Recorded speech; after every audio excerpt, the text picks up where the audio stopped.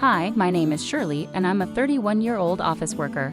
A year ago, I married a man named Mason. We met on a blind date, and after dating for a year and a half, he proposed. I had always dreamed of settling down, so even though it felt a bit rushed, I accepted his proposal. But now looking back, I realize I should have been more careful. Soon after our wedding, Mason suddenly decided to change jobs. I was surprised and asked him why he made such a quick decision. He said his previous job didn't let him fully use his skills. What shocked me even more was that he had already quit and would be leaving his job at the end of the month. Luckily, he found a new job quickly, but it paid less than his old one. At first, I wasn't too worried because I was also working. But then Mason started pressuring me to quit my job. I might have considered it if his new salary was enough for both of us, but with his recent job change, his income was lower, and he kept saying it would go up soon without knowing when. Quitting my job under these uncertain financial conditions seemed risky. We needed my income to keep saving money and cover our basic expenses like rent and car payments. It just wasn't practical to rely only on Mason's salary. One evening, Mason handed me divorce papers, trying to scare me. "You know I'm ready for this whenever," he said. I told him to calm down and think about what he was saying, but he just walked away to his room. This argument made me reflect on how quickly things had changed since I met Mason. I told him I wouldn't quit my job until his salary improved. He seemed to accept this at first, but he kept bringing it up again and again. Whenever he asked, "When are you going to quit?" I gave him the same firm answer. Now, a year into our marriage, his salary still hadn't increased, and he continued to pressure me about quitting my job. Sometimes I wanted to respond sarcastically, but I held back, knowing our financial stability depended on my income. If quitting my job was so important to him, I felt he should focus on advancing his career to earn more. As time went on, I started to understand why Mason was so insistent on me leaving my job. It became clear during our visits to his parents' house. Whenever we were with his mother, Martha, Mason would act concerned and say he wanted to make her life easier. Martha would thank him, and Mason would look at me like he was trying to nudge me into quitting. He suggested that his mother needed help, but Martha was perfectly fine. She was healthy, active, and even worked a part-time job that supported her hobbies and social life. She didn't need me to take care of her, but Mason kept pushing the idea. "If only one of us were home during the day, we could check on Mom daily," he said out of nowhere. It seemed he imagined me visiting Martha every day, which felt unnecessary and overwhelming. I asked him directly what he expected me to do since Martha was perfectly capable on her own. Mason listed small tasks like helping with housework or running errands. It was clear he had ideas about how I could contribute, but none of them seemed to justify me giving up my career. This constant cycle of requests and explanations was exhausting. I needed Mason to understand that while I was happy to support his family when needed, quitting my job without a good reason was not something I could easily agree to. After all, Martha had her part-time job and spent most of her days out with friends. I pointed out to Mason that when he suggested I handle the housework during the day, his response left me baffled. Was he really implying that I should become his mother's maid? Mason was always very concerned about maintaining a certain image, especially in front of his parents. If he was so eager to take care of them, why didn't he handle the household chores himself? Despite his insistence, I stood firm in my decision not to quit my job. I also chose not to visit my in-laws on my days off, although I made an effort to see them during major holidays like New Year's. During our visits, I noticed a pattern. Mason often delegated tasks to me. He'd ask me to tidy up, assist his mom, or run errands. I resisted these requests. When he suggested I go to the store, I would respond, "Don't you know this area better than I do?" His reply was always the same, that it wouldn't look right if he did it himself. I found this reasoning both confusing and manipulative. It seemed like he was more interested in controlling the situation and projecting an image of caring for his family than actually caring for them, or for me. Over time, my view of Mason began to change. It seemed like he was more concerned with appearances than with real affection or respect for me. When I finally confronted him, asking why he didn't help out more or even quit his job to take care of his mother, his reaction spoke volumes. He looked disgusted and uncomfortable, saying, "That's not something I'm supposed to do. I'm giving you these instructions so my mom will think you're a considerate, useful wife. You should realize how kind I'm being to you." His words revealed a lot. He wanted to dump all the hard work on me while making himself look good, as if he was doing something extraordinary. But I'm not his servant, and I don't deserve to be treated with disrespect, especially in front of my in-laws. It became clear to me that Mason's priorities were completely skewed. He cared more about appearances than about having a genuine partnership and supporting each other. If Mason keeps making these unreasonable demands, I won't stay quiet. I'll stand up for myself. Despite many discussions, Mason hasn't changed. He constantly pesters me with the same old question. "Are you going to quit your job?" Every time we visit my in-laws, he continues to boss me around just as he always has. I finally reached my limit. I decided it was crucial to have a serious conversation with him. We need to talk about our future, I said, hoping to steer our conversation in a constructive direction. What are you even trying to say? Mason retorted, clearly annoyed. I'm honestly fed up, I replied. I'm tired of you constantly asking me when I'll quit my job, and I'm exhausted from you pressuring me to take care of Martha. I laid out my concerns to Mason. Why are you fed up with that? You're my wife, and it's your duty to care for your husband's parents, Mason argued. Don't you think that's a huge responsibility to place solely on me?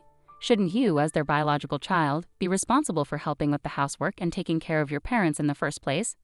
I challenged his outdated views. No way, it's the wife's duty to do it. Are you the kind of person who doesn't care about family? Mason accused, clearly upset by my resistance. I'm disappointed to hear you say that, he added. Sensing an opportunity to expose the double standard, I asked, then let me ask you this. How have you been taking care of my parents? If I asked you to care for my parents, would you do it? Mason looked at me blankly, unable to see the parallel. What are you saying? Why should a husband take care of his wife's parents? So does that mean you won't take care of my parents now or ever? I pressed, trying to highlight his inconsistency. Husband's parents and wife's parents are completely different, Mason replied, missing the point. What difference does that make? I don't get it, I said, feeling frustrated. I didn't realize you were so clueless. It's like talking to my old boss, I continued, dismayed by his lack of understanding. What are you saying? Mason asked, confused. I'm saying that both sets of parents should be important and we should take care of each other's families, I replied, emphasizing the importance of mutual support and equality in our responsibilities. So do you only prioritize your own family by blood? I'm so disappointed in you, I exclaimed. I won't be visiting your parents anymore.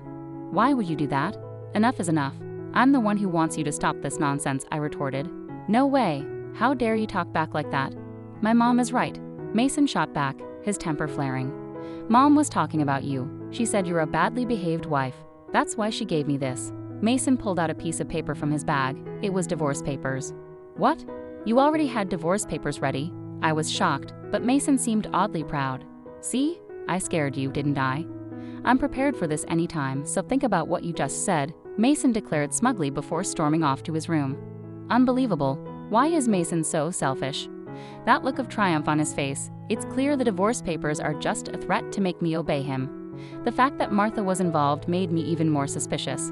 Mason is acting like a puppet for his mom, trying to control me while following her orders. It's ridiculous. I won't let Mason have his way. How can he not see that our marriage is in trouble when he acts like this? His lack of understanding just annoys me more. Mason had already completed the divorce papers and had them signed with witnesses, including Martha and his friends.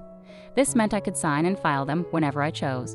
The next day after Mason went to work, I filled out the divorce papers and submitted them to the city office.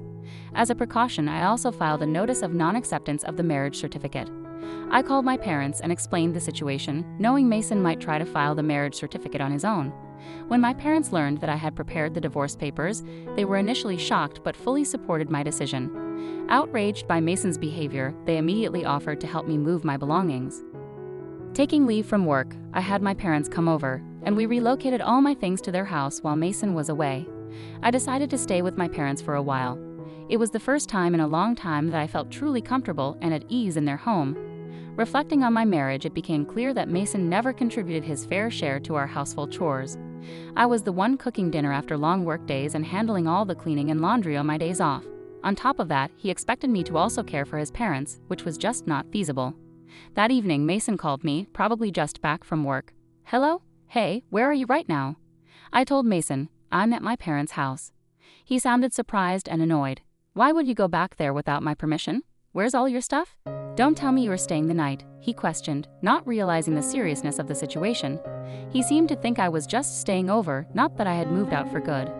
I'm not coming back, I said firmly. What are you talking about? Come back here and make me some food, he demanded.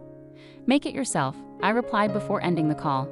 I couldn't discuss divorce with him if he kept acting so dismissive, so I decided to block his number and wait for him to show up at my parents' house. A week later, Mason arrived at my parents' home with his parents. They'd all looked serious as we sat down in the living room. It was 3 against 3.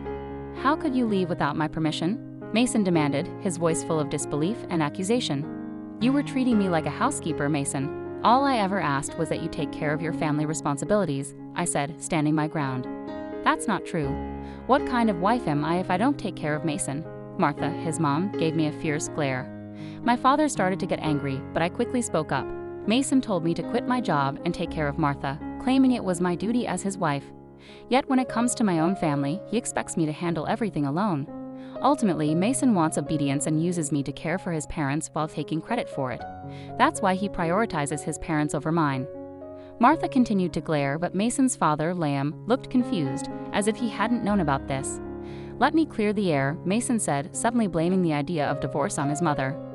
"Why would you suggest that?" Liam asked, surprised. "Oh no, it's because Camila has an attitude problem," Martha stammered. "And did you say that my parents aren't a priority?" I pressed. "Well, it's only natural that your parents come first," Martha replied defensively. "Don't be absurd. I came here to support you after hearing about the unfair treatment Camila endured, but now it seems you're the one at fault. Don't hide behind her parents' authority to get your way," Liam said, making Mason visibly shrink in his seat.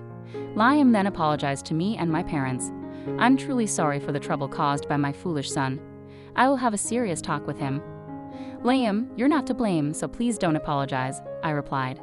"Thank you for your kind words, but there's something else I need to say." I turned to Mason, who looked nervous. "The divorce papers you gave me, I've already filed them. We're no longer married." Mason and Martha both turned pale. "Why did you file them without my permission?" Mason demanded, shocked. "You told me I could file them whenever I wanted. Besides, you had already filled out your part and had Martha sign as a witness," I calmly explained, but Mason was clearly at a loss for words. Seeing the tension, Liam, furious, intervened. "Mason, you used divorce as a threat?" he exclaimed, and unable to contain his anger, he slapped Mason across the face.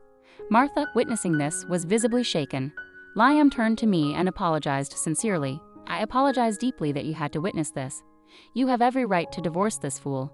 On behalf of Mason, I'm truly sorry for the damage done to your marriage," he said, tightening his grip on Mason's collar as he demanded apologies from both Mason and Martha before ushering them out of the house. Later, I thanked Liam for his intervention. He assured me that all of Mason's assets and property were transferred to me without any hassle, given my higher income and the effort I had put into managing our household. It was a relief to secure everything from our marriage. I later found out that Liam had divorced Martha, clearly disgusted by her actions. One day I ran into a colleague from Mason's old workplace who shared some surprising news. Mason had not been performing well at his job and often received harsh criticism from his boss. In defiance, Mason resigned and switched jobs, which only added to my frustration with him. Rather than taking responsibility for his shortcomings, he blamed others, which likely contributed to his lower pay at the new job. Now I'm relieved to have left him. I've rented a cozy apartment and am enjoying living independently. Work is going smoothly, and I even received a recent raise. Currently, I'm not interested in relationships and prefer to focus on my career. Mason always cared more about appearances than actual abilities. He maintained a facade at home, but failed to improve professionally. Sadly, many spouses use divorce threats as leverage, thinking it gives them power, but it's a big mistake. I hope they realize their folly and find happiness alone. Meanwhile, I'm grateful to have moved on from Mason and look forward to meeting someone special in the future when I'm ready.